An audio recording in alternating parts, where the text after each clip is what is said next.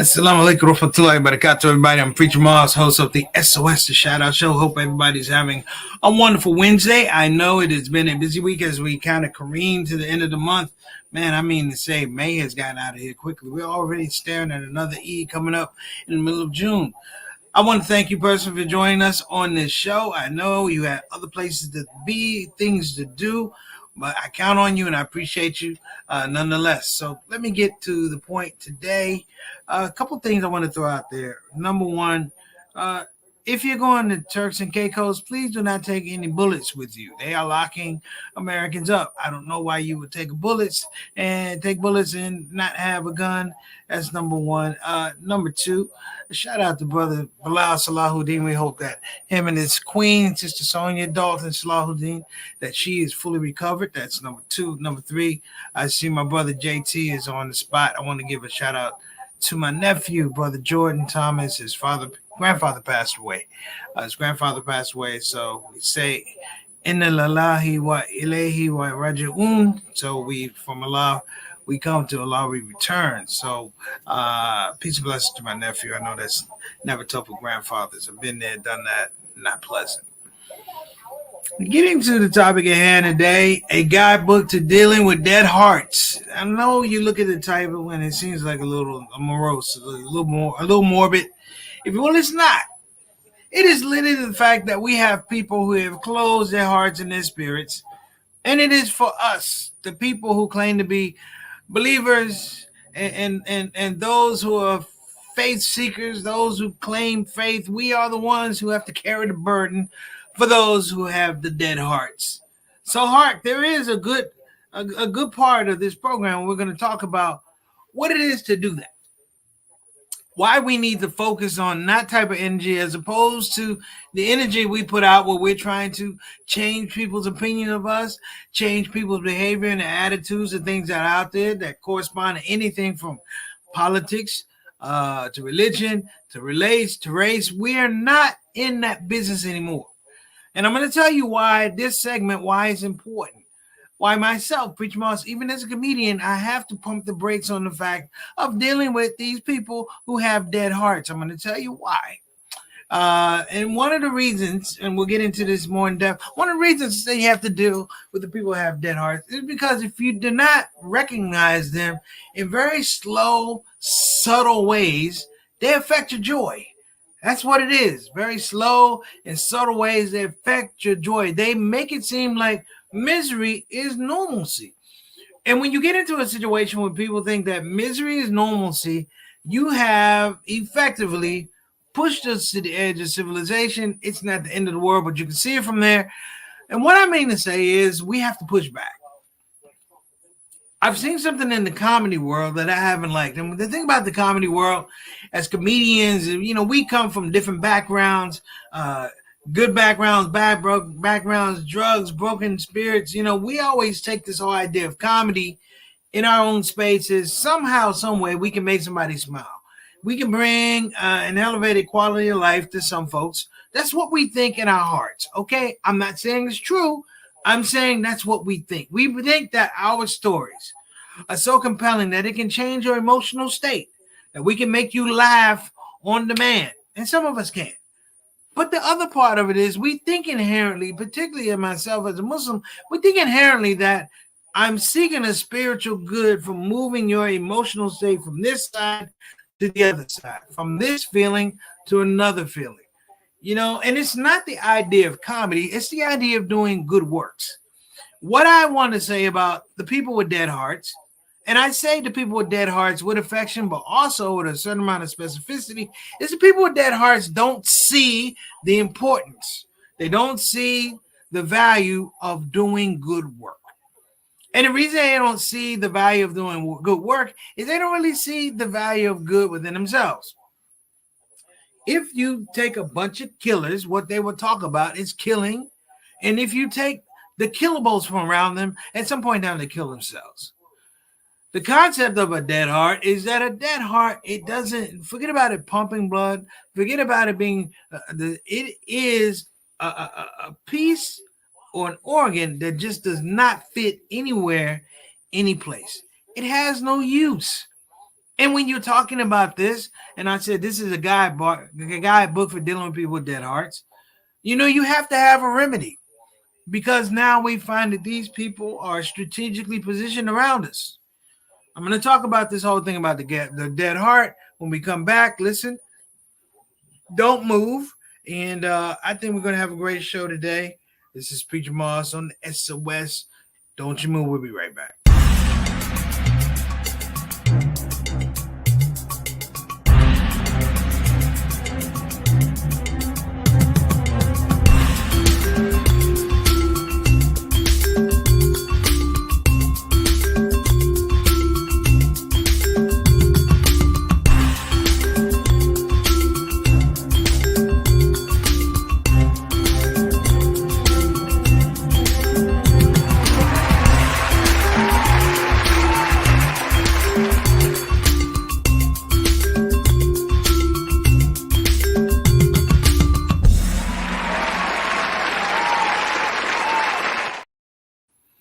All right, before we get started, I want to I got to get some love to my people out and the shout out show soldiers here on the set in the studio. Also, those who are in Instagram land. So let me give some quick shout outs.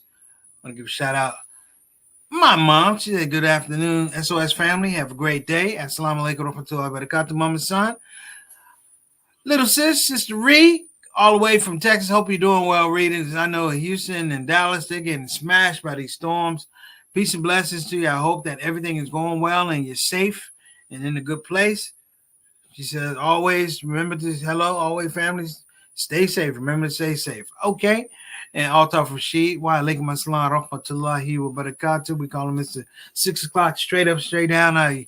Canadian envoy to the show. What's going on, beloved? Thank you so much for joining us. My little brother JT, assalamu alaikum rahmatullahi wa barakatuh to you, beloved. We appreciate you, man. Peace and blessings to my nephew, man. Give him a hug. Tell him Uncle's thinking about him. Big brother Bilal Salahuddin, wa alaikum assalam rahmatullahi wa barakatuh. What's the update on our queen? Is she doing all right? Inshallah, she's feeling better. Appreciate you. Instagram land. I got my cousin, brother Ibrahim Moss, checking in from I want to say, it's checking in from Northern Cali. What's going on, beloved? Yasmin Rashad, Ruth Nasrallah, thank you so much. Wa alaikum assalam rahmatullahi wa barakatuh. Cousin, wa alaikum assalam rahmatullahi wa barakatuh. Can I get to the business, brothers and sisters? Can I get to the business? Years ago, a comedian named Joan Rivers said something about one of my beloved mentor teacher, Dick Gregory. I was reading the book. I think it was an interview, and she said that Dick Gregory was brilliant, the best she had ever seen. Brilliant, the best she had ever seen. Phenomenal, magnificent. He never missed. He's at the top of the food chain. She said, but something happened to Dick Gregory. And what happened to Dick Gregory with everything going around in the 60s and the turbulence and the chaotic situations of the 60s and on into the 70s, she said he got angry. And once he got angry, he stopped being funny. Once he got angry, he stopped being funny. In my conversation with Dick Gregory, I asked him about that. What about this comment? And he admitted to me that he gave up some aspect of his comedy because life, when it's coming at you like that and you're actively engaged in it, at some point in time, you will shortcut your own joy and your own happiness. That parts of your heart die because we commit ourselves to these things that we believe are so important. You know, the life, whether it's feeding the poor, whether it's Palestine, we pour ourselves into these things and literally we don't find gold at the end of the rainbow. If you find a rainbow, if there's any gold, what you find is there's more stress and strife. In our own communities, people who we love and respect are finding themselves burdened and their hearts are deadened because you can only give but so much. A heart only has so many beats in it. And how you use those beats That's between you and Allah. But how you use those beats is very, very important because we're talking about purpose. And the concentric idea of dead hearts is you have people who are not believers, who are not faithful. They're not people of faith. They're not even people who embrace and recognize humanity. The person down the street has the rights. The person over here has rights. They don't recognize these people. And because they don't recognize these people, what it is, it reminds them that they don't have value themselves.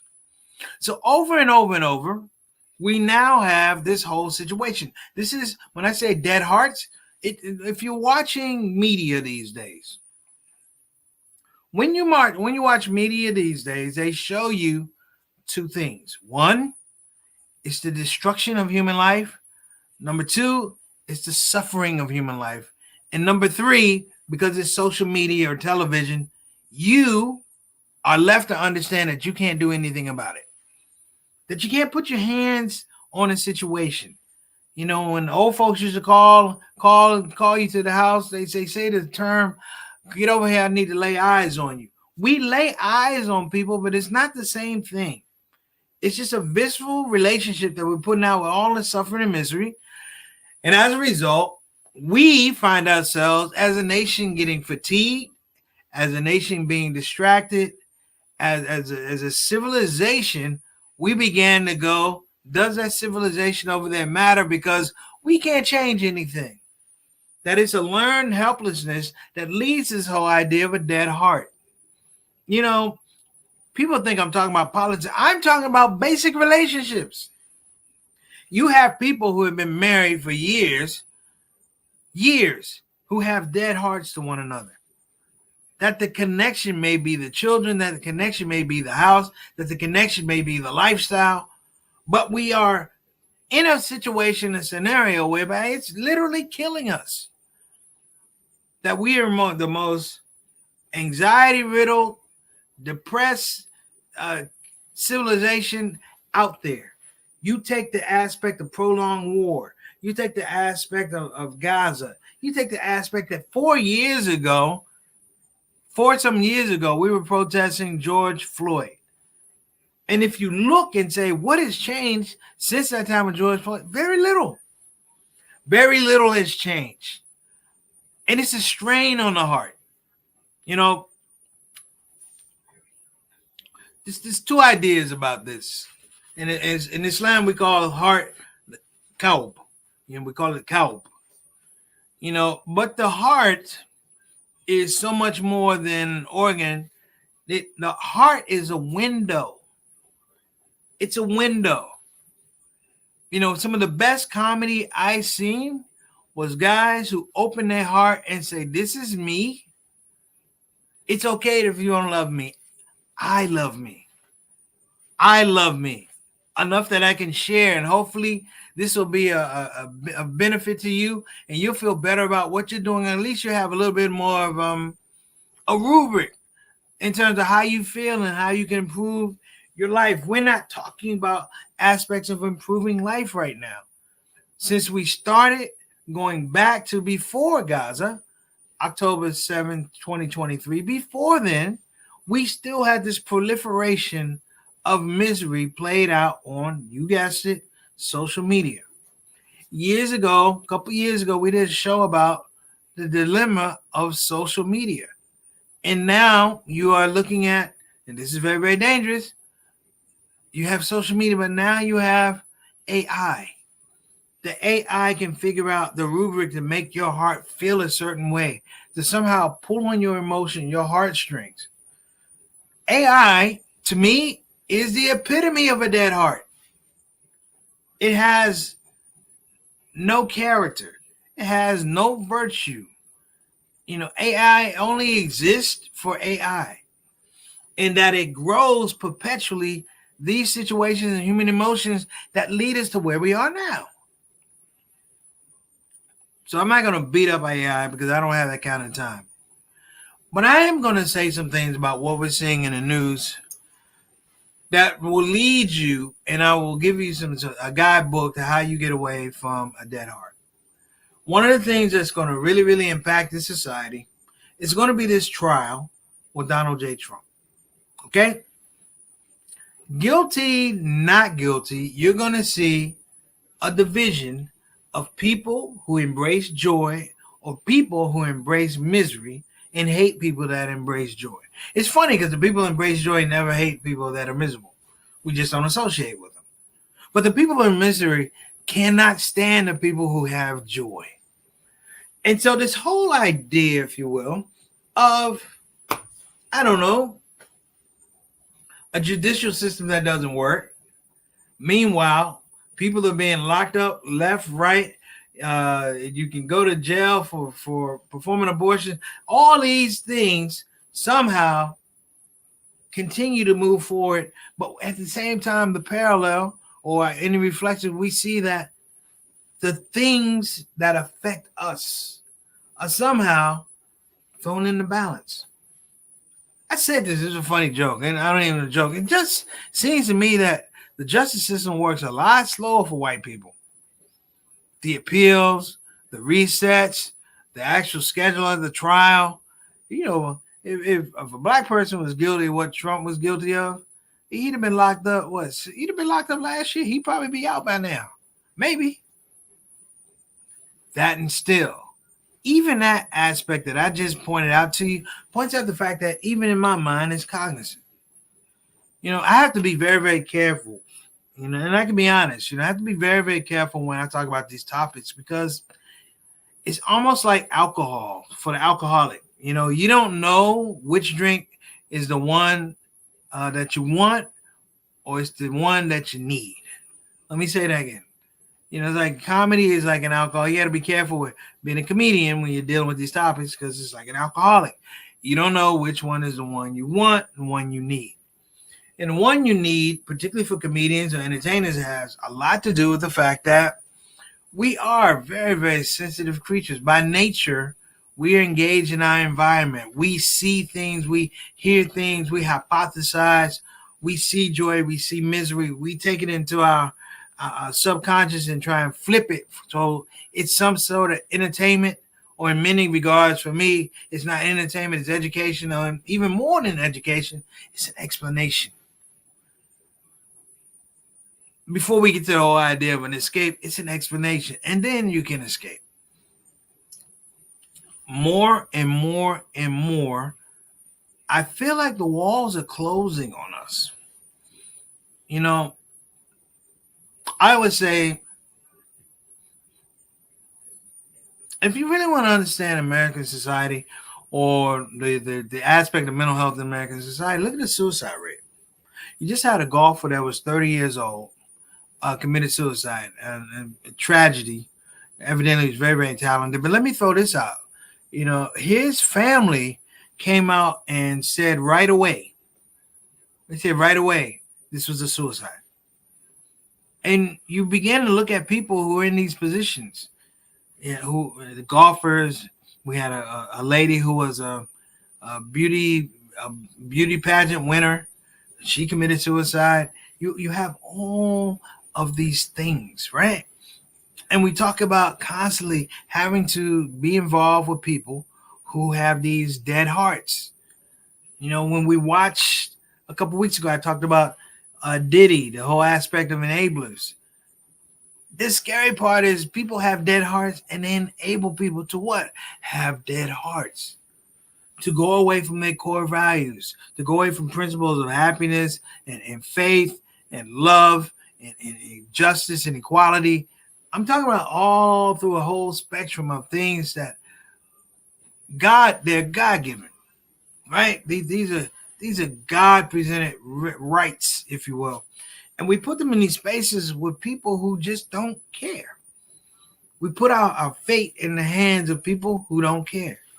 You know, even when we don't want to, just by virtue of the fact that we have to go through a process and the process is flawed, even through that process, if you don't get the right answers, people go, well, no, you had your chance because, you know, the rules are the rules, the results are the results. That used to be what it was. Shout out Abby Kim, shout out ShOUT on Instagram. Hey, let me throw this out here. My main man, my big brother, Imam Hanafi Malik out of Flint. What's going on, beloved? Assalamu alaikum wa rahmatullahi wa barakatuh. Love you, big guy. So when I talk about this whole idea of a dead heart, let me give it to you on a spiritual context, okay? I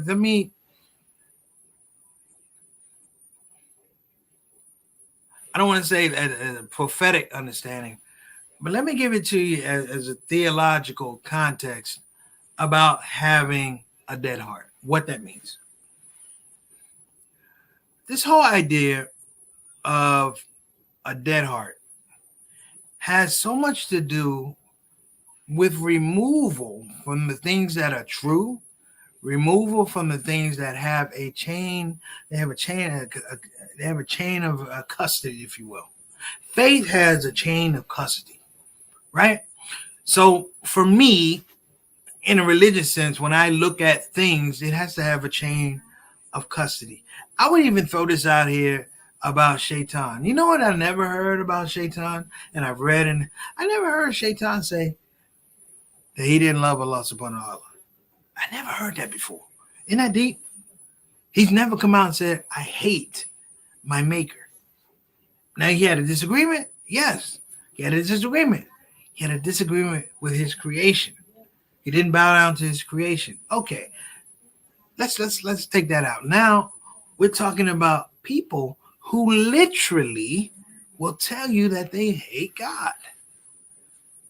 You're having arguments with people who have literally told you they don't have a relationship with God, they hate God, and if they're presenting God in their phrasing, in their language, it is that God serves them, that they are above God. And when you do that, you literally cut off yourself. Hear me now. You literally cut off yourself from the world, right? Like, you know, when we talk about sometimes back in family, we everybody has this whole idea that we have the black sheep. Why do we call them the black sheep of the family? Because that person who we claim to be the black sheep, he has a dead heart. He's not connecting with the core values of the family. And thus we have to ostracize him. And he dies or she dies because they're not getting the nutrients of family communal relationships. And so when they come around, they look strange. When they come around, they look errand. When they come around, they look foreign to us, because if they're not on the same spiritual DNA, it's extremely difficult. The basis of conversation is, in America, in other countries as well, the basis of conversation is, what is the value of good? A lively heart, a heart with windows, a heart with light. It doesn't have to tell you what is good, because good is in it. Over and over and over, when you watch television, you'll see that there's subtle things, and I've talked about them, subtle things. You know, the idea that when you watch commercials now, not all of them, but most of the commercials have what? Mixed race families. A black husband, white wife, white husband, black, and we don't even know if they're married, and then they have kids that are, mocha colored, whatever. I know that sounds bad. But my point is, there was a time when there were dead hearts, and you would not see these two people together. You would not see a black man and a white woman, or a white woman and a black man. That the whole idea of interracial anything was a dead subject. So now you go, well, what is it now? Why do we see it now? We see it now, and I tell you why. We see it now because even a dead heart needs love, needs compassion, needs companionship. I'm not saying that they're going to give a good quality of it back, but even those things are needed. And so in our families, the thing that's presented as family on television and social media, that gets a pass. It gets a pass, but it's not real. We're not questioning these things. We're not sitting at dinner tables talking about, hey, son, how was your day? Hey, my daughter, how was your day? We're not talking about those things. It's very superficial now. In Manhattan, you remember the days when you would sit around a table and eat with your family and whatever. And this is the thing that was beautiful about it. Whatever was available for food and it was put on that table, it was done with love. It was done with love. Understanding that the people and the different orbits around me understood that whatever it was, this family had to eat. This family had to survive. The food was a metaphor. And a lot of times we don't see that anymore. We see people constantly in their little spaces with these dead hearts that don't pump anymore, that don't have light. Now they make decisions. Question. Are they going to really make decisions that employ aspects of value, good value? What is good? What is common good? What is love? What is humility towards? No. We're in the process now of probably electing a president who has what? A dead heart. And he leads a legions of people who are cult-like because they are dead heart people. They call him President Donald J. Trump. I call him President Donald J. Trump. The J is for Jim Jones because he's leading a folks of dead hearts. These people are not registered voters. These people are zombies because zombies can operate with no heart, right? And over and over and over and over now, they're being presented as normal. They the old saying, if you put a bow tie on a turd, it's still a turd. Well, it's a lot of bow ties on turds out there, brothers and sisters, and we need to wake up and realize that. But this turd that we're talking about has a dead heart. So forget about the whole idea of how bad it smells. Look at the fact that it's still trying to function like it doesn't smell. It's still trying to function like it has value. It still tries to function like it actually has apathy. Well, not apathy, but empathy and concern for me and you. And we're sitting around here waiting. So the guidebook, if you will, to dealing with a dead heart. And I'm going to wrap this up. 1, run to people, activities, things, whether it's faith, whether it's self-healing, that define clearly what the good is. That's number 1. Number 2, develop self-love habits.